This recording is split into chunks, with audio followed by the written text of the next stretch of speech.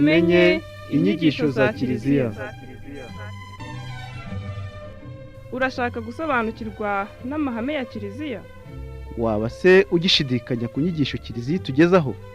Tega amatwi ikiganiro Tumenye inyigisho za Kiliziya.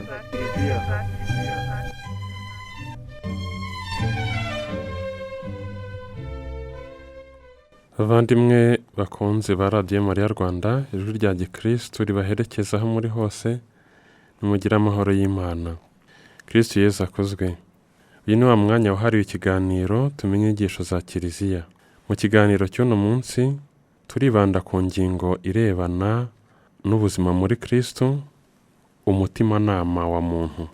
Iki kiganiro reka tugitangize ijambo ry'Imana ryo mu gitabo cya mwene Siraki, umutwe wa 32, umurongo 23 kugeza ku 24. Umwanditsi mutagatifu aragira ati: mu byo ukora byose ujye ukurikiza umutimanama wawe, kuko ari wo utuma wubahiriza amategeko. Uwemera itegeko yita ku mabwiriza yaryo, uwiyengera Uhoraho nta kibi kizamubaho. Bavandimwe, buri muntu wese ahamagariwe gukurikiza ijwi ry'umutimanama we, kuko rimubwiriza gukurikiza icyiza, akirinda ikibi. Nk'uko twabivuze mu kiganiro giheruka, twifashishije gatigisimu ya Kiliziya Gatolika, dukomeje ibiganiro byibanda ku gice cyayo cya 3 kirebana n'ubuzima muri Kristo, cyangwa kubaho gikristo, umuhamagaro wa muntu, ubuzima muri roho. Muri iki gice twatangiye kirebana n'ubuzima muri Kristo, tumaze kurebera hamwe ingingo 5 zo mu mutwe wa mbere, zireba mu mutwe wa mbere uvuga ku cyubahiro cya muntu cyangwa agaciro ka muntu. Izo ngingo tumaze kurebera hamwe ni iya mbere, muntu yaremwe mu ishusho ry'Imana, muntu yahamagariwe guhirwa, ubwigenge bwa muntu, ingingo ya 3, ingingo ya 4, ubwiza cyangwa ububi bw'ibikorwa bya kimuntu, ingingo ya 5, n'ubwiza cyangwa ububi bw'ibyifuzo bya muntu. Nyuma yo kuganira kuri izi ngingo 5, ikiganiro cy'uno munsi kirebana n'umutimanama wa muntu kirimo ibice bibiri. Igice cya mbere turi buganire ku cyemezo cy'umutimanama, igice cya kabiri turebere hamwe ingingo irebana no kurera umutimanama wa muntu. Muri kiganiro muri kumwe na Padiri Senani Ephrem, umuyobozi wa gahunda za Radio Maria Rwanda.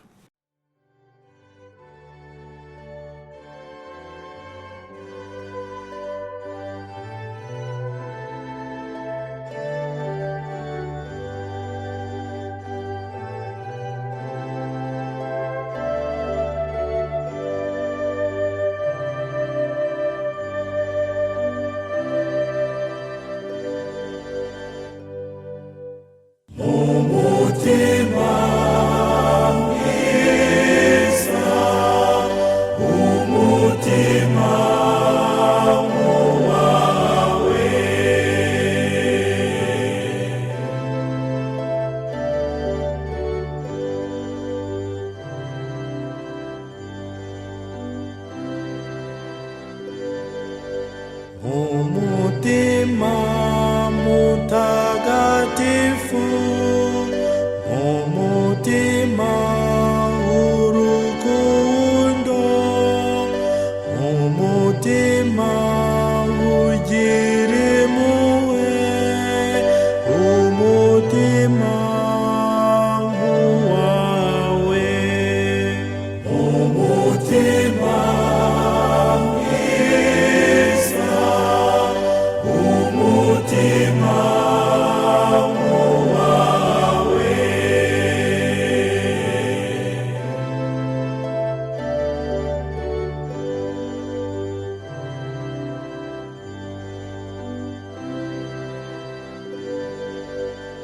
umutima utuza woroshya, umutima usaba imbabazi, umutima ubabarira,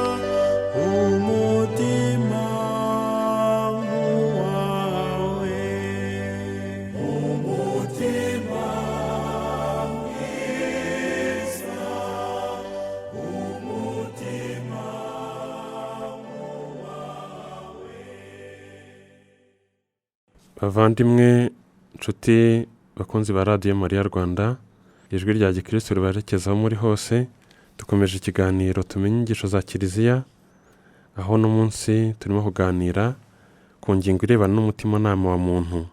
Igice cya mbere cy'ikiganiro cy'uno munsi kirarebana n'icyemezo cy'umutimanama wa muntu. Buri muntu yumva umutimanama we itegeko atishyiriyeho ariko agomba gukurikiza.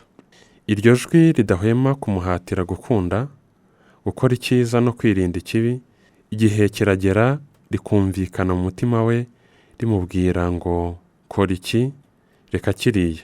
Iryo ni itegeko Imana yanditse mu mutima wa muntu.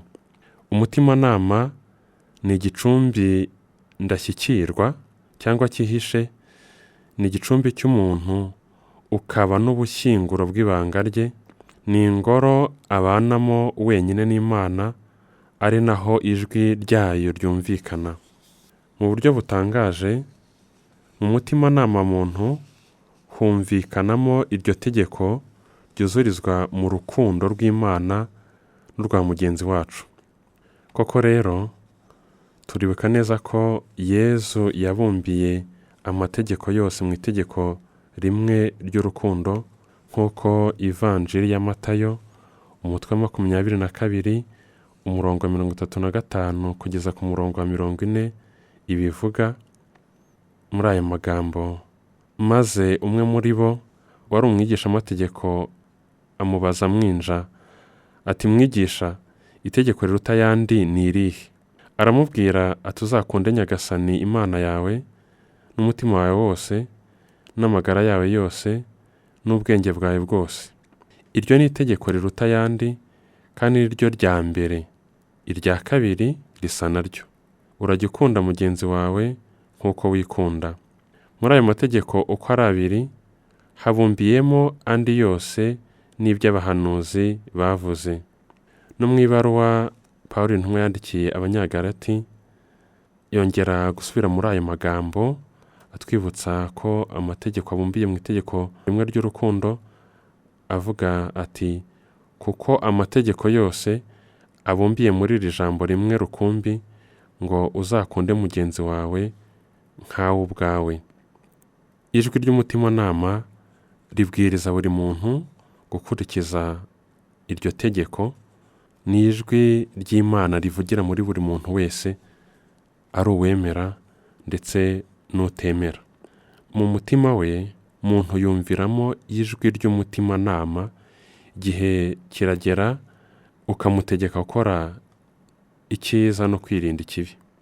Nibyo Pawulo intumwa avuga mu ibaruwa yandikiye Abanyaroma, umutwe wa 2, umurongo wa 14 kugeza ku wa 16, agira ati, iyo abanyamahanga bakora ku bwa kamere ibihuje n'amategeko, kandi nyamara batagira amategeko, bibera ubwabo amategeko, bo badafite amategeko. Bagaragaza batyo ko icyo amategeko agamije cyanditswe mu mitima yabo. N'umutimanama wabo nawo ni intangamugabo hamwe n'imitima ibarwanamo, imwe ishinja, indi irengera. Nk'uko nabivuze mu nkuru nziza yanjye, bizagaragara umunsi Imana izakoresha Yezu Kristo, Imana igacira urubanza iby'abantu bahishahisha bakora rwihishwa. Pawulo intumwa mu gihe cye aradusobanura ko mu gihe Abayahudi bari bafite amategeko bamenyeragamo ibyo bagomba gukurikiza, abanyamahanga batari bafite ayo mategeko bamenyaga ibyo bagomba gukurikiza babibwirijwe n'umutimanama. Byongeye kandi, nk'uko nanone abitubwira mu ibaruwa yandikiye Abanyaroma, umutwe wa 2, umurongo wa 32, umutimanama usuzuma ibikorwa bigaragara, ugashima ibyiza kandi ukamagana ibibi. Pawulo intumwa aragira ati, nubwo bazi iteka ry'Imana ricira urwo gupfa abakora bene ibyo, bo ntibabikora gusa, bashima ndetse n'ababikora. Umutimanama rero uhamya ububasha bw'ukuri ushingiye ku cyiza kiruta ibindi, aricyo umuntu akesha gukunda no kwemera amategeko. umuntu ushishoza igihe ateze amatwi umutimanama we ashobora kumva Imana imuvugisha. Kuwemera, iryo jwi rihura n'icyo ijambo ry'Imana rimubwira. Kutemera, utaragira amahirwe yo kwakira urumuri rw'ijambo ry'Imana, nawe amurikirwa mu buryo bwe n'umutimanama. Umutimanama wa muntu buri gihe umubwiriza gukora icyiza. Umutimanama mu myitwarire iboneye muntu ni icyemezo cy'ubwenge umuntu amenyeramo agaciro k'igikorwa kigaragara ateganya gukora, icyo arimo gukora cyangwa yarangije gukora. Mu byo avuga no mu byo akora byose, umuntu ategetswe gukurikira nta shiti icyo abona ari ukuri kandi gitunganye cyangwa kigororotse. Ubwo icyemezo cy'umutimanama umuntu yakira kandi akamenya gukurikira amategeko y'Imana. Nk'uko Mutagatifu Karidinali Newman abisobanura, umutimanama ni itegeko rigenga umutima wacu cyangwa rigenga roho yacu, ariko rikayisumba, riduha amabwiriza, risobanura icyo ari cyo uruhare n'inshingano, icyubahiro n'amizero. Umutimanama ni intumwa y'utubwirira ahatagaragara, akatwigisha kandi akatugenga muri ubu buzima bwa kamere muntu, kimwe no mu buzima ndengakamere dukesha ingabire y'Imana. Umutimanama ufite umwanya w'ibanze mu bisonga byose bya Kristo. Hari abahagarariye Kristo. Muri Kiliziya Gatolika, Papa, umushumba wa Kiliziya Gatolika ku isi yose, ni igisonga cya Kristo. Kandi natwe twese ababatijwe duhagarariye Kristo.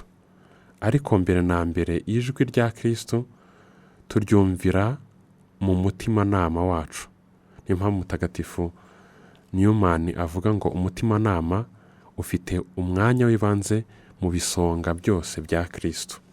Ni ngombwa ko buri muntu ahuguka kugira ngo yumve kandi akurikize ijwi ry'umutimanama we. Uko kwisubiramo mu mutima cyangwa kwisuzuma ni ngombwa rwose, cyane ko mu buzima dukunda kubura umwanya wo kwitekerezaho, wo gufata umwanya wo kwisuzuma, wo gufata umwanya wo kwigarukaho ngo dutekereze ku buzima bwacu. Kuri ino ngingo Mutagatifu Agusitini aragira ati, gisha inama umutimanama wawe, uwubaze. Bavandimwe, nimwisuzume mu mutima, maze mu byo mukora byose mwitegereze Imana, umutangabuhamya wanyu. Imana ivugira mu mutimanama wacu, ariko ntago ibingibi byatuma none tudaha umwanya ukomeye w'ijambo ry'Imana cyangwa by'abatuyobora cyangwa ry'inyigisho za Kiliziya. Ibingibi byose tubyumvira mu mutimanama wacu, nk'uko turi bugarukeho, kandi izo nyigisho, ijambo ry'Imana bidufasha kurera umutimanama. Icyubahiro cya muntu cyangwa agaciro ka muntu, icyo cyubahiro kimusaba kandi kimutegeka kugira umutimanama ugororotse. Umutimanama mu myitwarire iboneye muntu urangwa no gusobanukirwa amategeko agenga imigenzereze itunganye, kuyakurikiza mu bihe runaka hakurikijwe ubushishozi mu bikorwa bifatika. Urangwa kandi no gusuzuma neza ibikorwa bigaragara umuntu agomba gukora cyangwa ibyo yagezeho. Ukuri ku kintu cyiza cyangwa gitunganye kigomba gukorwa, cyemejwe n'itegeko ry'ubwenge, kimenywa mu buryo bufatika kandi bwuzuye n'ubushishozi bw'umutimanama.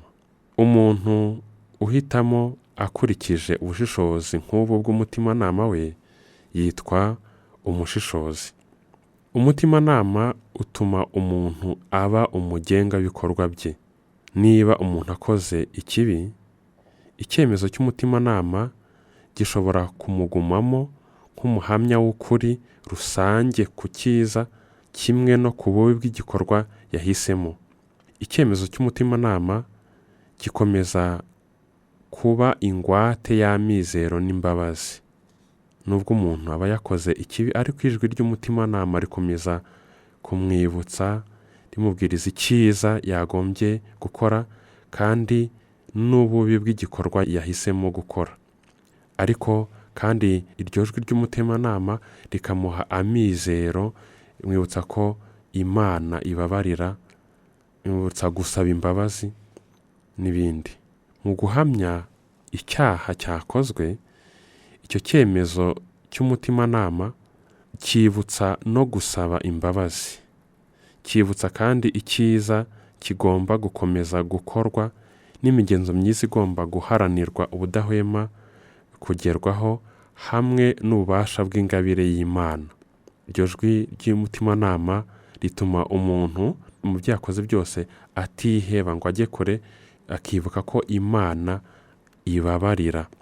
Nibyo Mutagatifu Yohani intumwa asobanura mu ibaruwa ya mbere, umutwe wa 3, umurongo wa 19 kugeza ku murongo wa 20, agira ati: nibyo tuzamenyeraho ko turi ab'ukuri, maze tuzabonereho guhesha ituze umutima wacu imbere y'Imana, kuko naho umutima wacu waducira urubanza, tuzi ko Imana isumba kure umutima wacu kandi ko ibona byose. Umuntu afite uburenganzira bwo gukora akurikije umutimanama kandi mu bwigenge, kugira ngo abashe gufata ibyemezo bitunganye ku giti cye. Umuntu ntagomba guhatirwa gukora ibinyuranyije n'umutimanama we. Byongeye kandi ntagomba no kubuzwa gukora ibihuje n'umutimanama we, cyane cyane mu byerekeye iyobokamana.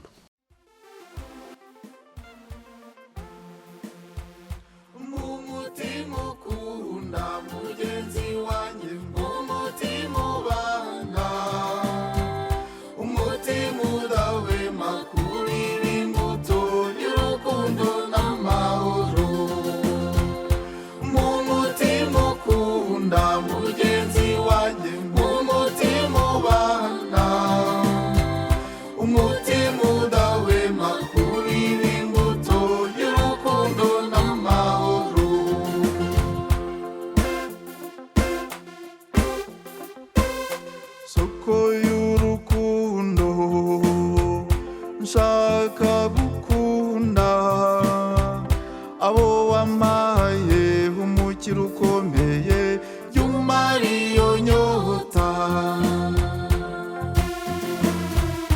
mu mutima ukunda mugenzi wanjye, mu mutima ubana, umutima udahwema kurira imbuto y'urukundo n'amahoro. Mu mutima ukunda mugenzi wanjye, mu mutima ubana, umutima udahwema kurira imbuto y'urukundo n'amahoro.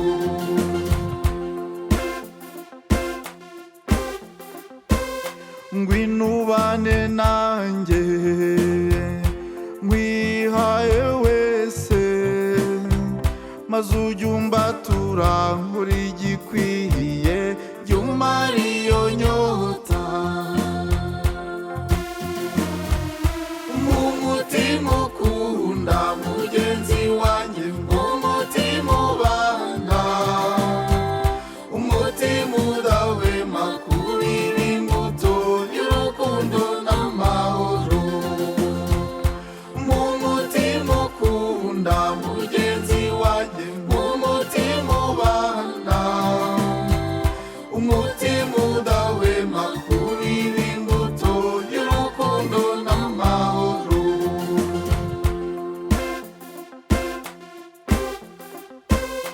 Umuco w'amahoro, kwakira bose, nibyo nshyize imbere, nibyo nifuza, yumara iyo nyota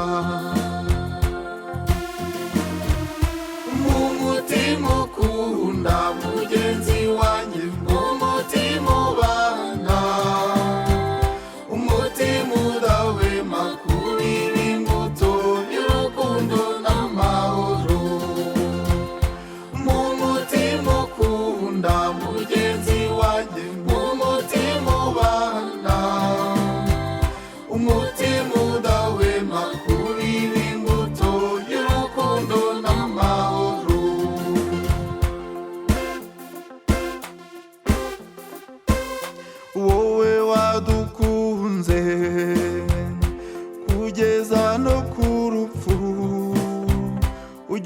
kwitanga iteka na hose, yumara iyo nyota.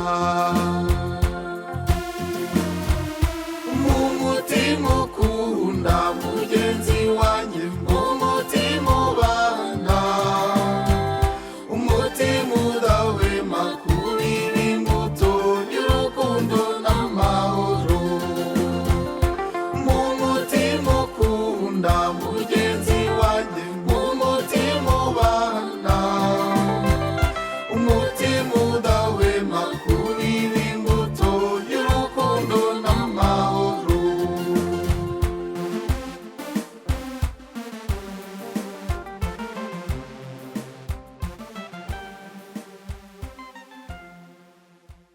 Bavandimwe bakunzi ba radiyo Mariya Rwanda, dukomeje ikiganiro tumenye inyigisho za Kiliziya. Uno munsi turimo kuganira ku mutimanama wa muntu. Igice cya mbere twavuze ku cyemezo cy'umutimanama, igice cya kabiri aricyo turi busozeho uno munsi kivuga ku kurera umutimanama. Umutimanama ugomba kwigishwa ndetse n'ibyemezo byawo bikamurikirwa.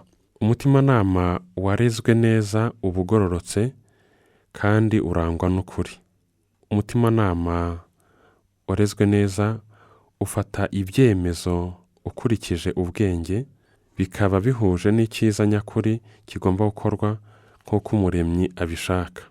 Kurera umutimanama ni ngombwa kuko abantu bahura n'ibintu byinshi bishaka kubayobya kandi bakunze kugwa mu cyaha cyo guhitamo ibitekerezo byabo bwite no kwanga inyigisho ziyobora ku cyiza. Kurera umutimanama ni umurimo ukorwa mu buzima bwose. Kuva mu myaka ya mbere bifasha umwana kumenya no gukurikiza itegeko riri mu mutima rizwi gusa n'umutimanama. Kurera mu bushishozi byigisha imigenzo myiza, birinda kandi bigatsinda ubwoba, ubwikanyize cyangwa kuba nyamwigendaho ndetse n'ubwirasi, ibitekerezo byo kwicira urubanza, ibikorwa byo kutanyurwa bikomoka ku ntege nke z'abantu no ku makosa yabo. Kurera umutimanama bikomeza ubwigenge kandi bikaba isoko y'amahoro y'umutima. Mu kurera umutimanama, ijambo ry'Imana niryo ritumurikira muri iyo nzira yacu. Tugomba rero kuryakira mu kwemera no mu isengesho kandi tukarishyira mu bikorwa. Byongeye kandi tugomba gusuzuma umutimanama wacu turangamiye umusaraba wa Nyagasani. Muri iyo nzira tuyoborwa n'ingabire ya Roho Mutagatifu, tukanafashwa n'ubuhamya duhabwa n'abandi cyangwa inama batugira, tukayoborwa kandi n'inyigisho za Kiliziya. Ijambo ry'Imana, ingabire ya Roho Mutagatifu, inama za bagenzi bacu, inyigisho za Kiliziya, ibyo byose bidufasha kurera umutimanama, bityo umutimanama wacu ugahitamo, ugafata ibyemezo byiza bihuje n'ukuri. Mu magambo make, ku kiganiro cy'uno munsi tuvuga ku mutimanama wa muntu.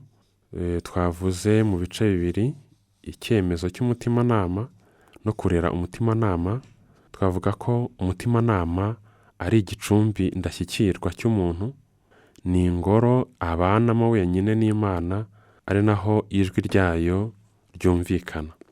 Umutimanama mu myitwarire iboneye muntu ni icyemezo cy'ubwenge umuntu amenyeramo agaciro k'ibikorwa bigaragara ateganya gukora, icyo arimo gukora cyangwa yarangije gukora, akavuga ati iki gikorwa nteganya gukora ni cyiza, amurikiwe n'ubwenge, cyangwa icyo arimo gukora ndetse n'icyo ateganya gukora.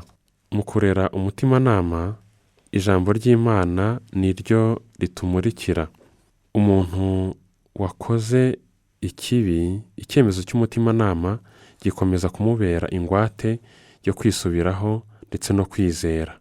Umutimanama ukomeza kumuhamagarira kwisubiraho akareka ikibi yakoze, kandi kamuha no kwizera, mwibutsa ko Imana ibabarira. Umutimanama ugororotse uba utunganye kandi urangwa n'ukuri. Ufata ibyemezo ubigiranye ubwenge, bikaba bihuje n'icyiza nyakuri kigomba gukorwa nk'uko umuremyi abishaka. Buri muntu agomba gukora ibishoboka byose kugira ngo ahe uburere umutimanama we, bityo rero abashe guhitamo icyiza, abashe gufata ibyemezo bihuje n'ikiri cyiza nk'uko Imana ibitubwira. Bavandimwe bakunze ba radiyo Mariya Rwanda, tugeze ku musozo w'ikiganiro cy'uno munsi. Tumenye inyigisho za Kiliziya kibanze ku mutimanama wa muntu. Twaganiriye mu bice bibiri, tuvuga ku cyemezo cy'umutimanama ndetse no kurera umutimanama wa muntu. Ku musozo twakongera gusubira mu aya magambo twatangiriyeho yo mu gitabo cya mwene Siraki, umutwe wa 32, umurongo wa 23, aho umwanditsi mutagatifu agira ati: mu byo ukora byose ujye ukurikiza umutimanama wawe, kuko ari wo utuma wubahiriza amategeko. Kugira ngo umuntu akurikize icyiza, hari amategeko menshi amugenga, ariko byose bishingiye kuri uwo mutimanama. Umutimanama ni ijwi ry'Imana rivugira muri buri muntu, rimubwiriza gukurikiza icyiza akirinda ikibi. Duhamagare kandi kuwurera, tukazirikana ijambo ry'Imana, tukamurikirwa n'inyigisho za Kiliziya ndetse n'inama za bagenzi bacu, tutibagiwe n'ingabire ya Roho Mutagatifu, kugira ngo duhore iteka duharanira icyiza. Murakoze. Mwari kumwe na Padiri Senani Ephrem, umuyobozi wa gahunda za radiyo Mariya Rwanda. Imana ibahe umugisha, mugire umunsi mwiza.